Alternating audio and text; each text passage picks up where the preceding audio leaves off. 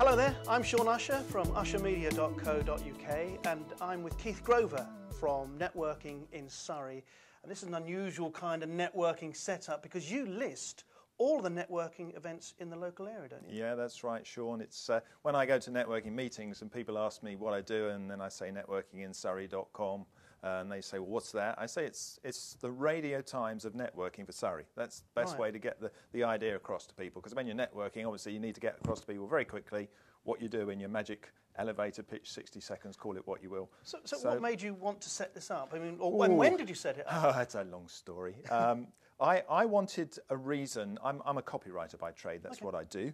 And I wanted a reason to connect and contact my clients and prospects, which would be not just another, here's my newsletter, oh, it's a spam newsletter, let's bin it kind of thing. I wanted people to actually value what I sent them and actually open up the email. And so I thought, and this was several years ago now, why don't I do a lot of networking because I enjoy it and I find it useful for my business. Why don't I just send people out a list of the upcoming networking events on a PDF, and that'll be a reason for them to open the email and find out more about what I'm doing and so forth. And this was an idea at the back of my mind for a long time and actually never came to fruition.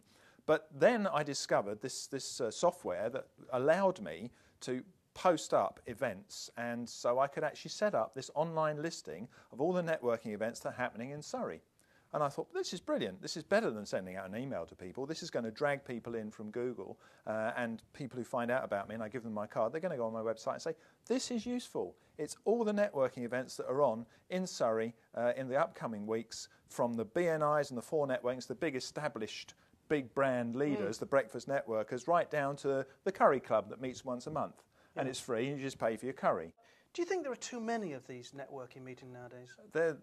It's still growing. It's still growing. There's a lot. It's a maturing market. So there will come a time when there's an oversupply, possibly.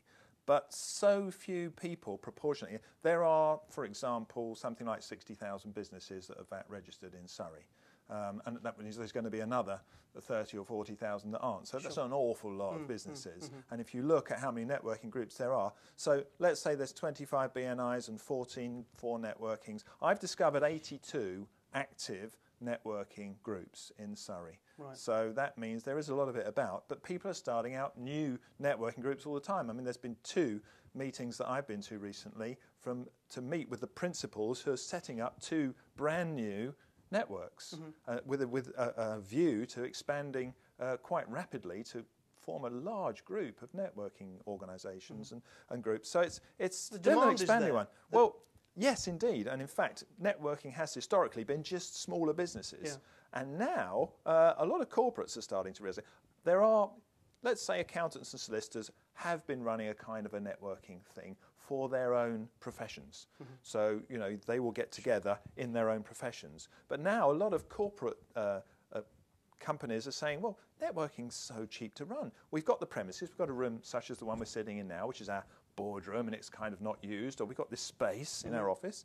All we need to do is let's invite people. Well, let's invite people in. Let's say we're an accountant, and we're looking to get. Well, let's say my pal Alan James, who's relocated from Shepperton Marina to Chertsey in Surrey to a new office. He found that he'd taken 2 floors, and the top floor he hadn't yet expanded into. He said, right, let's invite the local businesses in to an afternoon tea networking once a month.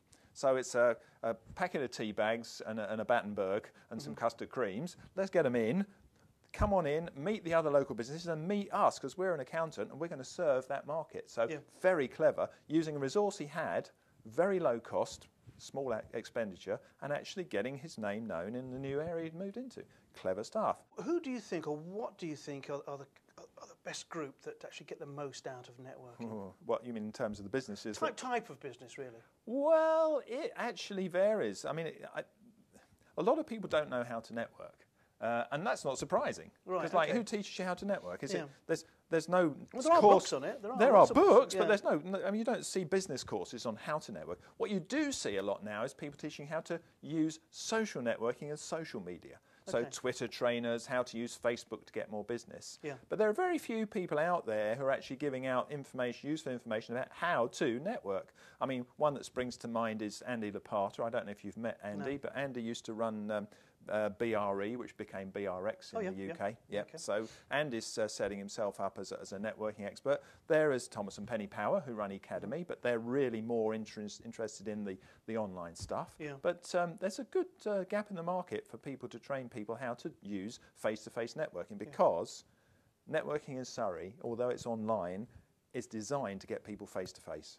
Yeah. Because I'm not going to be competing with LinkedIn. I mean, we are going to expand it. We're already running networking in Berkshire. For example, my pal Chris Lunn is running an event this evening in Woking, running networking in Berkshire. So similar sort of principle, all free. You can sign up, put your profile on there, as you can on LinkedIn.